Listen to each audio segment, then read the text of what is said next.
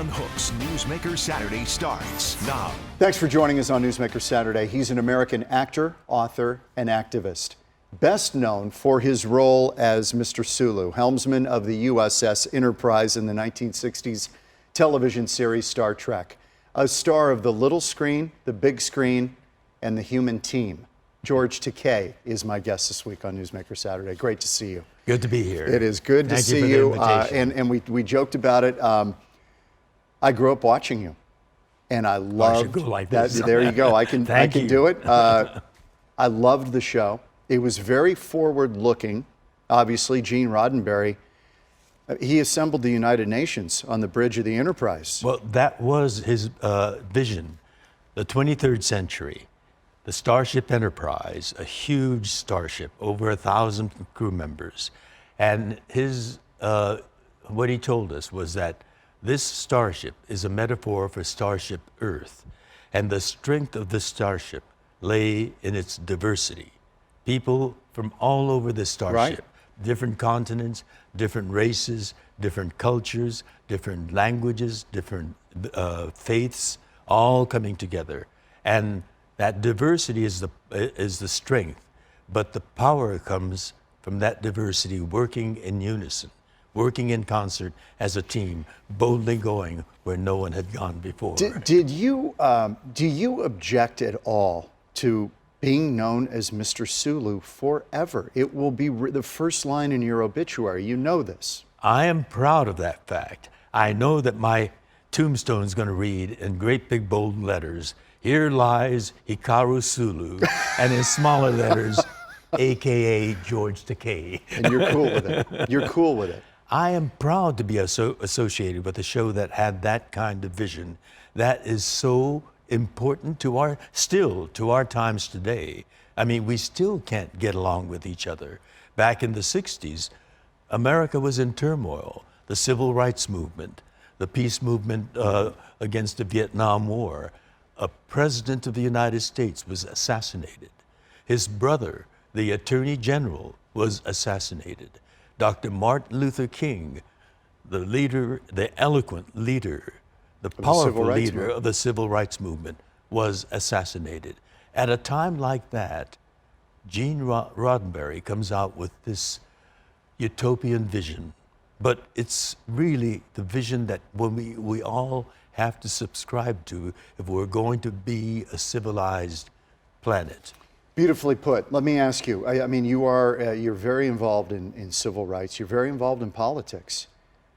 This week, there's discussion that you might move to Kentucky and challenge. I said it's Mitch McConnell. Tempting to move to Kentucky. Here it is. I'm tempted to move to Kentucky. You read it, George. I'd rather hear you read it. No.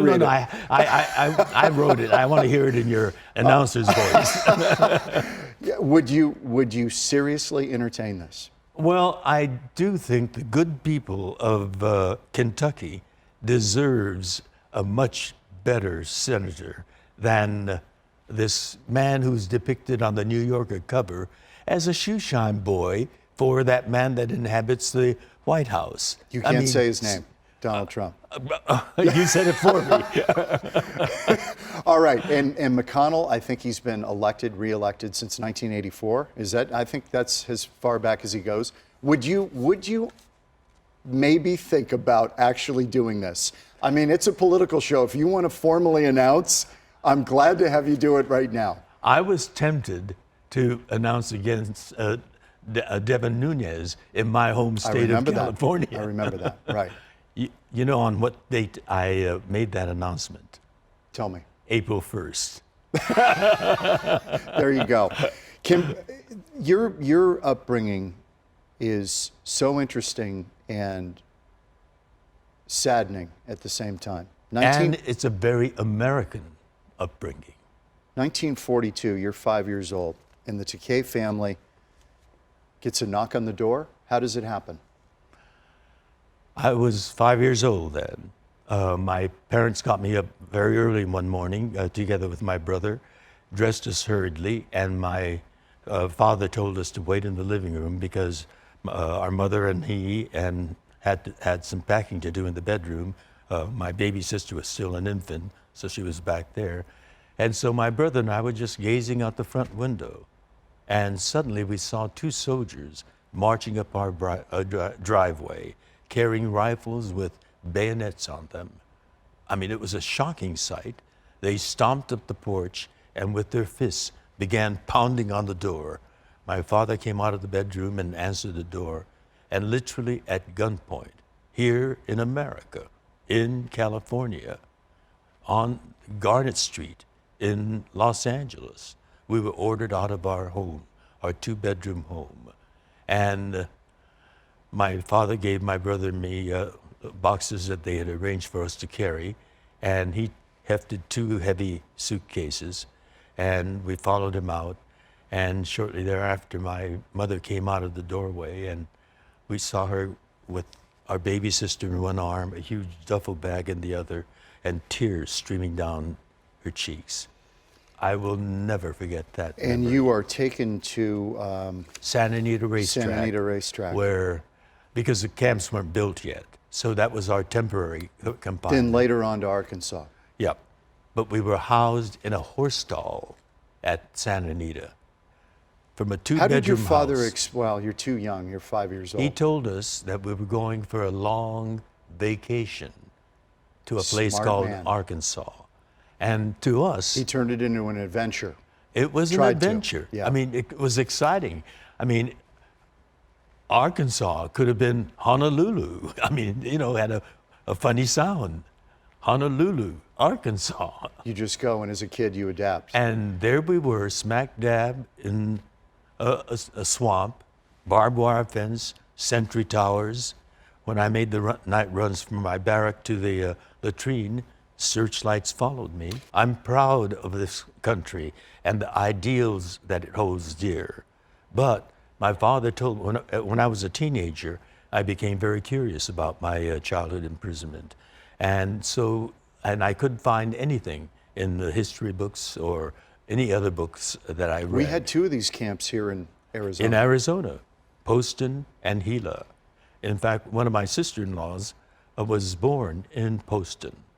And so, you know, Arizona has that internment history as well, but most Arizonans don't know about that. We're going to take a quick break on Newsmaker Saturday. George Takei, the one and only, and coming up next, we're going to talk a little bit about this quirky relationship with this madcap host, Howard Stern.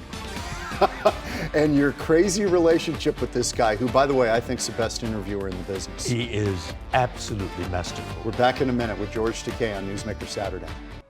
Mr. Sulu is our guest. George Takei, wonderful actor, and just a really interesting guy. I'm so appreciative you're on the show. When you hear that open, do you get a little visceral feeling? You know, I've heard it 10 zillion times, but there is a special quality, that anthemic and soaring, and it does have a galactic sound, doesn't it? It does. Even though it's Shatner, who I know you had a little bit of a tenuous relationship with.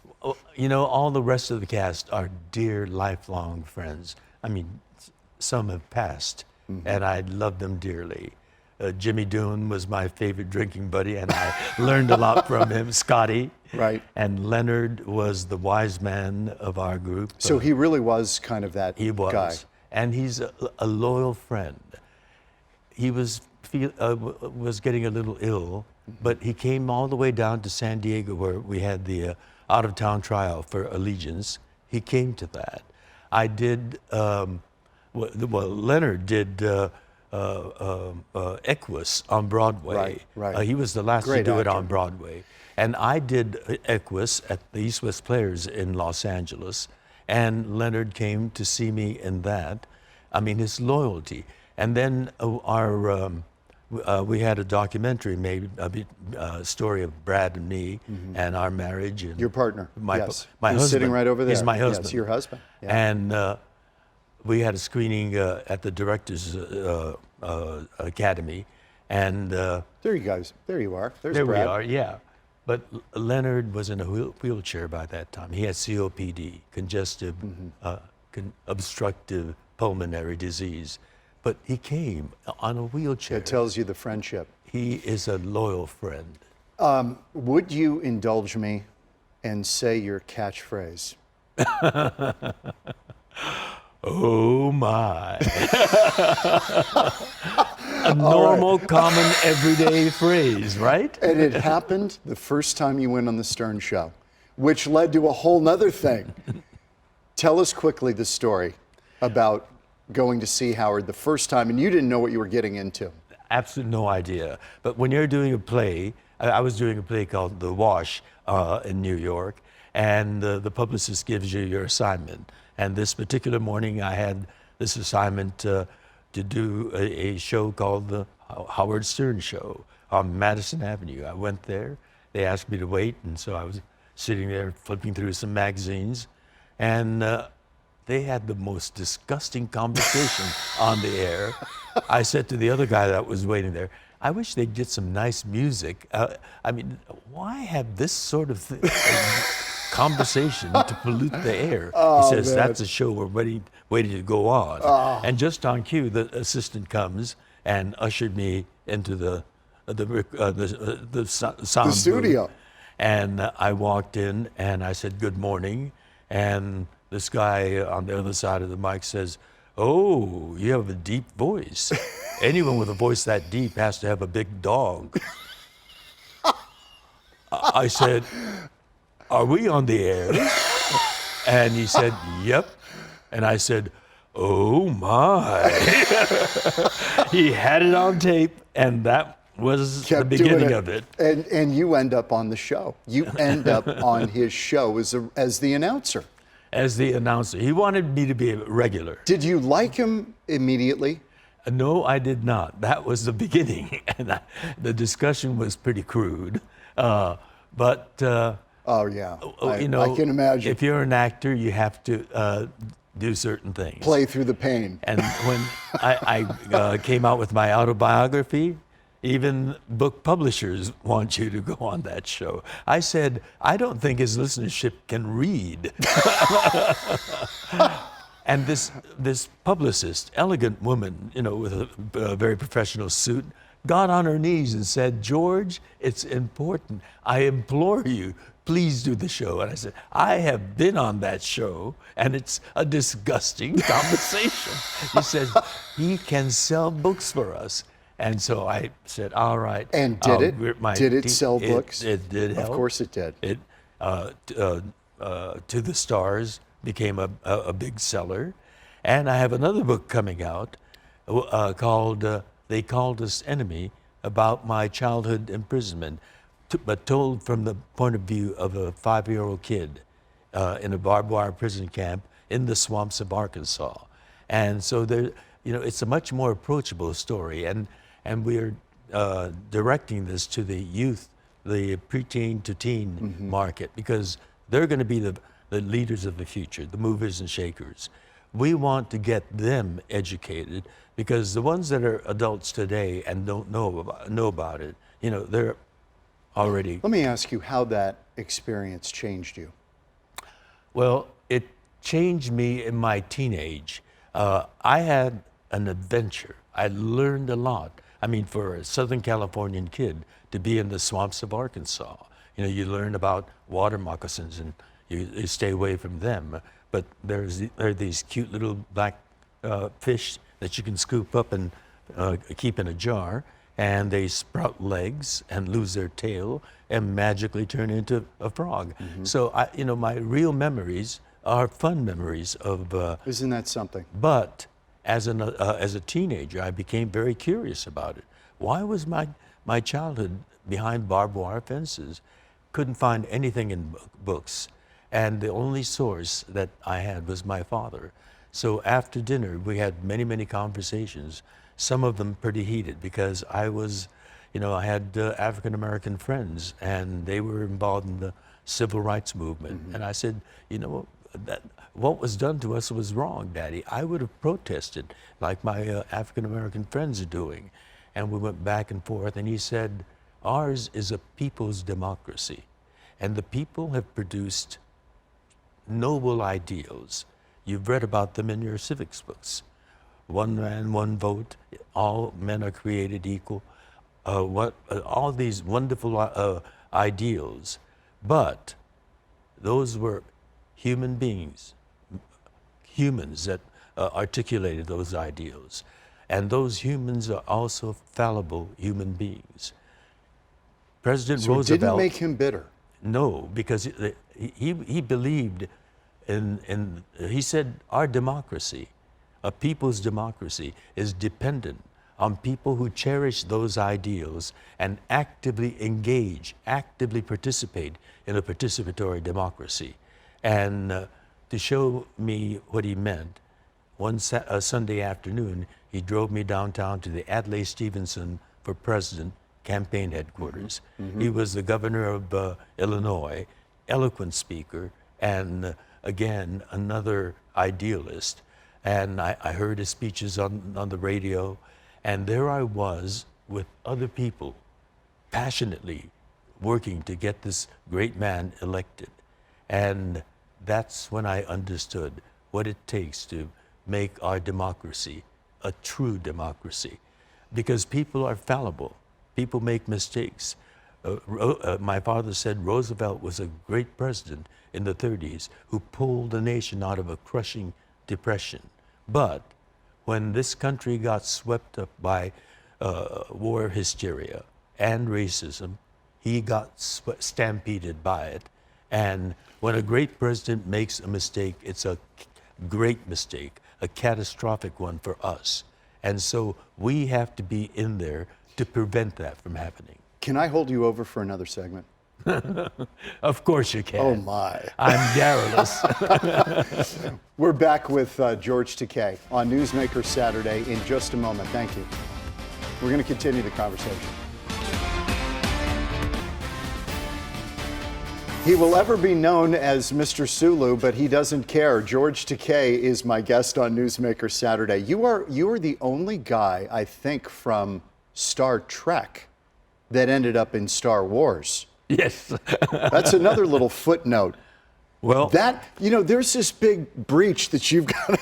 You're either I bridge the differences. You're either Star Wars or Star Trek, and the two don't meet, right? I mean, it's like war. But when you come together, big box office, right. Or big ratings, right? Whatever. So you were in it was Clone Wars, right? Yes. And you were Lockdurd. There you go. You were a Nemodian general. Is that what it is? How was that kind of crossing over into the? Well, I believe the dark side. I mean, there are wonderful things about both. We're science fiction. Star Trek is. Sure. And that's science fantasy, more fantasy than science. We tried Star Trek tried to relate science fiction to the issues of the time. As I said, a metaphor. Starship Enterprise was a metaphor for Starship Earth. For example, the movie The Undiscovered Country was about Chernobyl and the Soviet Empire breaking down, and in Star Trek, the Klingon Empire was breaking down, and they have to come and find some rapprochement. Again, building bridges. I want to say Chekhov. I'm blanking out. The president of the Soviet Union that came. Gorbachev. Thank you. Yes. Chekhov was your mate on the Starship Enterprise, our which was again Roddenberry in the height of the Cold War, bringing in a Russian dude to say, "Hey, look, we're all in the future. We will all get along." This. Yeah. Right. And that was the point. So we try to relate our science fiction to events of the time. And you love that. That's what I loved about briefly, Star Trek. because people may not know, you grew up in a very traditional family. Your father wasn't crazy about you becoming an actor, right? No, because he sees the reality. I mean, with he this wanted to make space, sure you could put food on the table and feed your Absolutely. family, right? But you end up at UCLA Film School. At my father's behest, yeah.